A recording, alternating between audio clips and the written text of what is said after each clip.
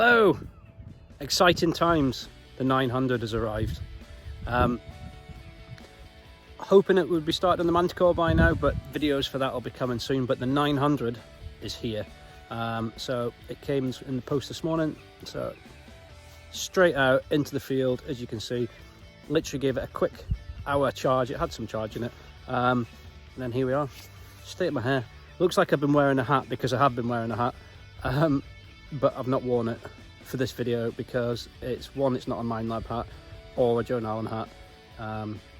It's another brand of metal detector, so I've taken it off. Anyway, so we've got the 900 out. Quite excited about the 900 arriving because there's been a bit of back and forth on social media about it. People saying why do we need a 900 when we've got the 800, all that other stuff. So we're going to try and put that to bed today. This isn't going to be a comparison video. They will come where I'll be putting it up against the 800. We'll be testing it against the Manticore. We'll be putting it up against the Legend, that type of thing. It is purely me just getting out and using it for a few hours today and seeing what I think. The Equinox 800, I had one right from the beginning when they came out 5 years ago, whatever it is now. I have literally thousands of hours on the thing, so much so that it's got a patina worn into it. So I'm just seeing how much different this 900 is compared to the 800 today. Okay, so we'll get out there, we'll get digging, and we'll see what we can find. This field that I'm in today is a field that we've done loads and loads of times before, so it's quite dug out. The reason I've come here is I know there's an EMI problem with some of the power cables that I had with the 800. I want to check that out, and I just want to see how it performs. I want to see if we're getting any coil bump from it on the stubble, all those types of things, and just get hands on and see about it. I haven't done an unboxing video. I'll leave that to other YouTubers to do. Voice is going all croaky. Yeah, I'm not into that. Not into doing air tests or any of that other rubbish. I'm into testing it properly out in the field. So here we are. I'll stop talking. We'll go out, we'll test it. If we find anything, we'll do a video. Before we do that, I'll just show you a few of the features that have changed on the new 900.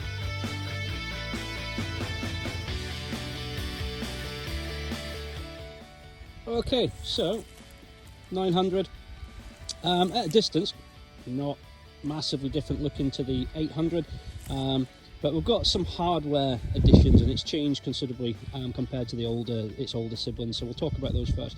The first being the arm cup. I know some people had problems with arm cups. I went through a couple on the old machine, but this new one, flexible. So hopefully there's no chance of it sort of cracking and fatiguing here where the old ones cracked in the past. It's also on this ratchet. Sorry if I keep sniffing, but it's quite cold out here today. Yeah, it's on this ratchet, so you can just unlock it, push the button, unlock it, and then you can just slide it back and forth on the ratchet. It's absolutely fantastic idea. The control box, slightly different to the old one. I'm just going to show you in a profile view here, just so you can see the handle.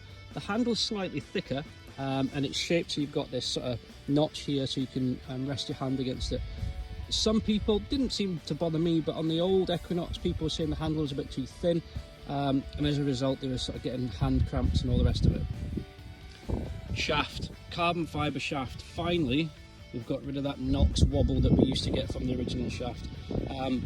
I've only put it together today, only just come out with it, but these cam locks I really like. They're locking into position nicely. Again, it's new, it's not had any wear. But what you have got on them, I'll just move around, is these little adjusters here. And what they allow you to do is, get in focus, they allow you to tension it up so that you're not getting any sort of moving in the shaft or anything like that. Another problem that they've addressed, coil lugs. Good old coil lugs. You can see there now, so they're massively beefed up. So they've got a lot more sort of strength and rigidity, is that a word? Rigidness? Yeah, anyway. Also, instead of having a nut, the bolt actually threads into what you call a sort of captive bolt, so it threads into the coil itself as well. Still got the same little rubber washers on the inside, but it's just a lot more rugged than the original coil lug, so hopefully that will address some of the issues that they had on the early Equinoxes where coils were breaking. Nothing too different on the actual screen. if you're using the Knox 600 or the 800, this will be very familiar to you, but it has got some extra additions, some extra things in there. One thing I don't like, and they did this on the old machine, and I wish they'd not done it on this one, when you put on the screensaver, it hides where it says what model it is, whereas this one's an Equinox 900, now you can't see it. Little thing, but anyway, maybe it's just me being pedantic. So, quick look at it. I'm not going to start talking about settings or all that type of thing today, okay? There'll be in other videos where we start comparing it and we start looking at settings, and there'll be some instructional videos and all that type of thing. More for people who might be new to the Equinox range. If you're coming over from the old kit, then shouldn't be too much of a problem. Right, so I just want to put one thing to bed. There's been a lot of talk about the 800 and the 700 just being the old machines in a new chassis. So people are saying, well, they've just fixed them, they've got rid of the problems, and they've put the old machine into a new chassis. I sat down a couple of days ago with Mark Laurie, who's Minelab's chief engineer, and I put a link to the blog at the bottom of this video. One of the first questions I asked him, we were talking about the Manticore and we were talking about the Equinox, the new Equinoxes. My first question to him was, is it just the old machines in a new chassis? And his answer was a firm no. It's new technology, it's a new motherboard, it's a new processor, it's new chips in there. So it works faster. And I'll do a comparison video in the next video, but just to prove that point, when you turn the old one on at the same time as the new one fires up so much quicker. So you can just see that those processors are working.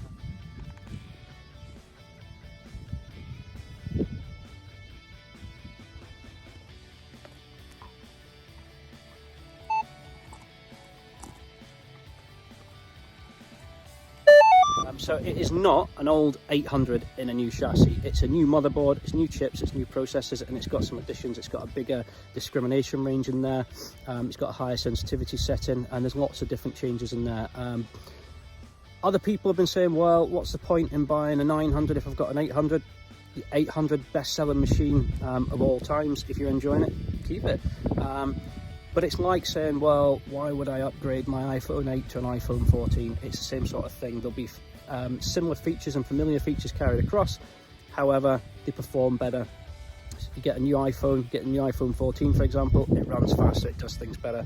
Pretty much what's happening with the Equinox. So, right, I'm going to stop talking. I'm going to go out and I'm going to test this machine out. Let's hope we find something.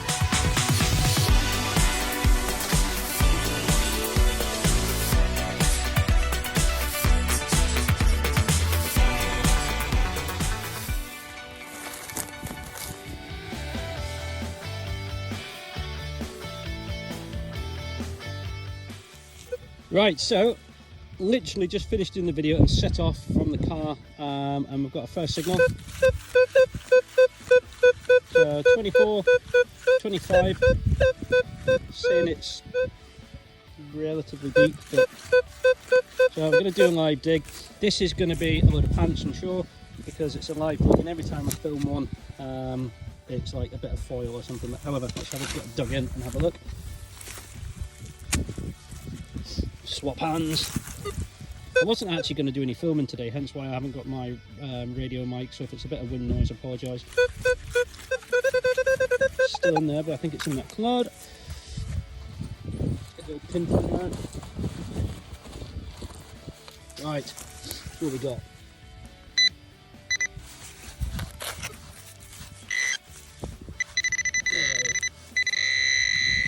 I see it. What we got? What is it, a bit of a hinge or? Yeah, what are you?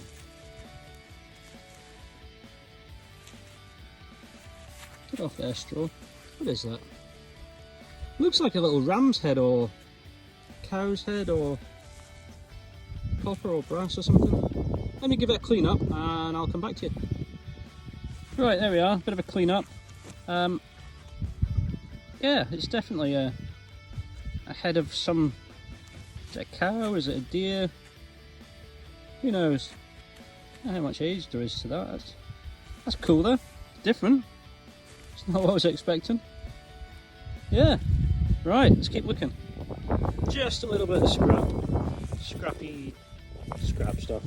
Never mind, at least it's finding the small... I've just dropped it.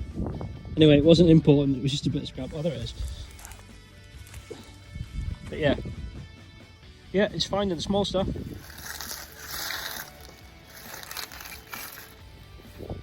So, first thing I'm noticing, comparing it to the 800, is where I am. If I'm in this field and underneath these power cables, the 800's chattering.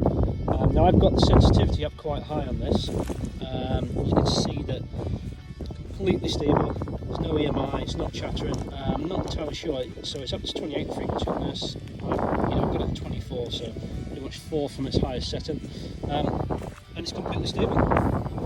Another thing I should have said earlier, this new shaft, this carbon fibre shaft, is about 300 grams, or give or take, lighter than the 800. Now that doesn't sound like much, but just in terms of swinging the machine, it just feels easier. There's less effort to start and stop the swing.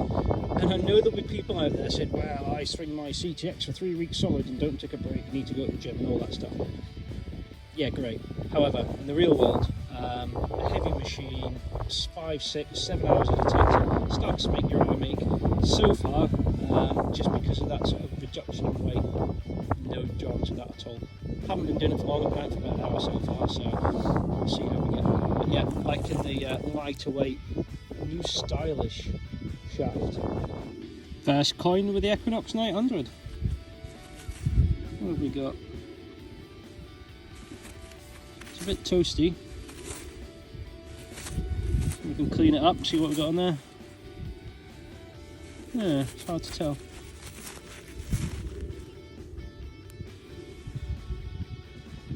I can't quite see. Right, I'll give it a clean up and I will come back to you.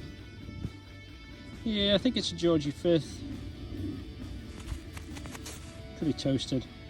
Normally in this field the coins come out the ground quite well. It's nice sandy soil, but not that one. Right, at least it's a coin though. Hopefully the next one's a bit older. Okay. So, nice little signal there, low, in the 10 or 12, 13. I'm going to dig that one just to show you, because normally on the 800 that'll be sort of small little bits of copper, that type of thing, or possibly cut quarters, hammered coins, billion coins come in the low numbers. So we'll dig it out. I don't think it's that deep, and then we'll just have a look.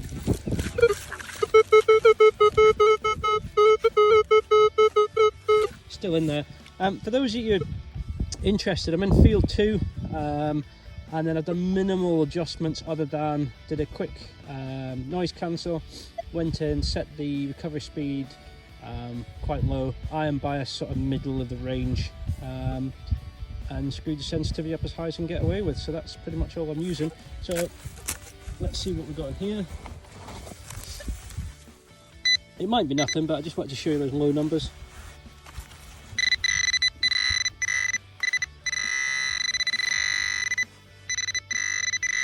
Yeah, just a bit of little bit of scrap, but definitely always worth digging those low numbers, because you never know, it could be a billion coin, could be a cut quarter or something like that, or a quarter cut. I don't know how you're supposed to see. Someone picked me up on this on a post a few months back, because I said cut quarter or quarter cut coin, and apparently I said it the wrong way around. But anyway, yeah, there we go. A little bit. Oh, I've just broken it as well. A little bit of scrap. So that's interesting. You can see just how deep that is in there. It's about a pinpointer and a half in depth.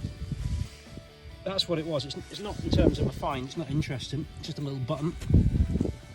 I think it's a button, yeah. But in terms of depth, what is that? 14 inch, something like that. Nice strong signal. It wasn't at all wispy or anything like that. So yeah. Good. Another button, I think, right there.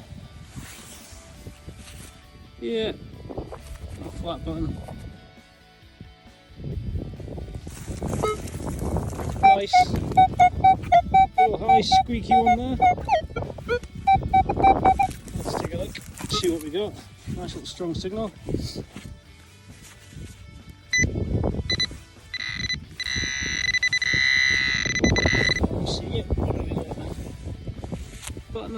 Yeah. I thought it might have had some embossing or pattern on there, but no. Big old signal there. I thought that might have been a coin or even possibly something silver, but there we are. More buttons. Nice little 840s, 50s sharp tool.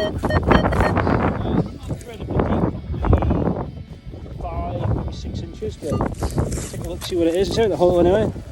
Pinpoint on the go.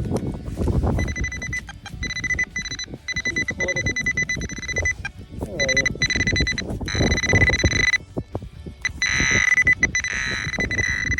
Oh, I see something. I did it.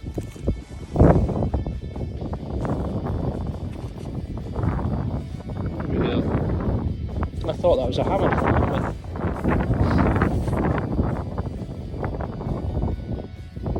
It is a hammer, but it's a copper hammer. It's a quite a worn Scottish tartan. So I just had a real sharp little signal up in the 60s. Dug the turf over and can't find it at all in the hole. However, always check the spade. There it is. What is that? Another Georgie. A bit more detail on this one compared to the last. Yeah. There we go. More coins. I got a bit excited when I saw the colour of that poking out the ground then, but big old lump of copper or bronze or I don't know what that is. Yeah. Big old lump of thing in there, but what is it? No one know? I have no clue. Another coin. What we got? I'm going by the date on that. I would say that's a Vicky. Yeah. Vicky halfpenny. Yeah. Finally onto the older stuff.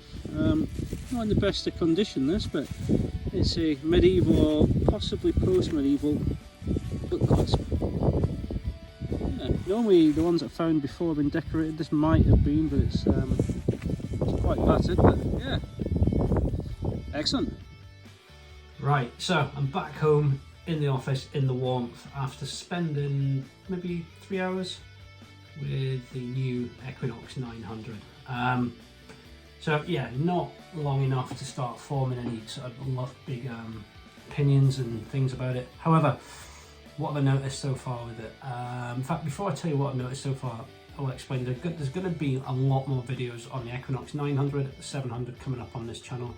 I'm also going to be looking at the Manticore very soon as well.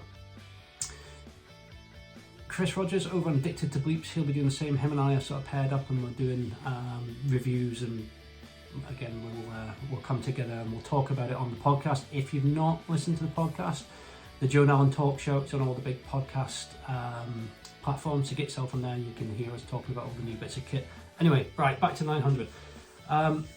What stood out straight off the bat, the build quality. It's just that Nox wobble has gone. It's lighter, only by about 300 grams, but it just makes that swing easier, and that just sets you off in a better tone and put me in a better mood. The obvious changes are not that obvious and they're quite subtle, and I think you'd have to be a bit of a seasoned 800 user, for example, to really straight away pick up on them.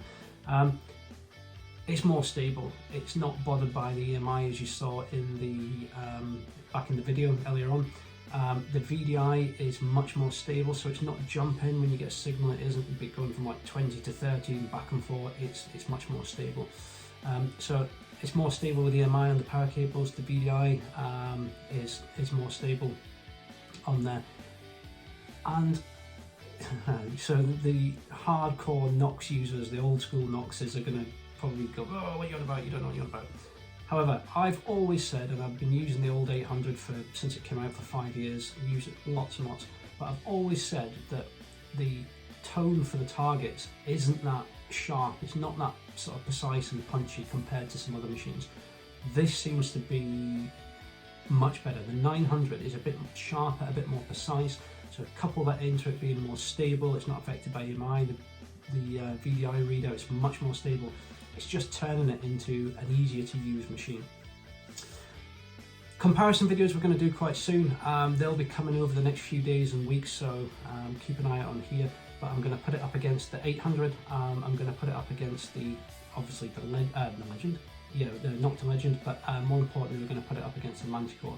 So we'll be looking at all the different machines and see where it sits within that. So we'll be doing depth tests, recovery tests, and all that type of thing. So there's lots more to come. We'll also be doing some instructional videos on the 700 and the 900. So if you're new to Minelab and you're trying to find your way with it, and we'll break it down like I've done on other machines, and we'll keep it simple, explain what all the different things mean and what the terminology is, and how to get it set just for you. So yeah, so far really enjoyed it. I've been looking forward to the new Equinox coming out just to see where the differences lie. But the hardware side of things, the arm cup, the shaft, being able to collapse it down to that is absolutely fantastic for checking it in the car. There's zero wobble with it. Now I know it's new. My old Equinox wobbled from day one out of the box. It's something that constantly drove me nuts. I didn't go down the aftermarket sort of shaft route. I just kept it as it was. So stay tuned, there's lots more coming. If you haven't already subscribed to this channel, please do. And if you like this, do give me a thumbs up because it helps carry on with these videos. Take a look at the podcast, the Joe Allen Talk Show as well. I'll put a link up for that. I'll put a link up for the blog where I sat and chatted with Mark Laurie, the Minelab engineer, earlier this week as well. So you can have a little read of some of the questions I asked him and some of the answers that we got. So yeah, any questions, stick it in the comments below. If you'd like to see us doing anything in particular with the 900 or the 700 or even the Manticore, again, stick it in the comments below and we'll try and accommodate that, and we'll do any sort of tests or anything that you want us to do. So yeah, till the next video, take care.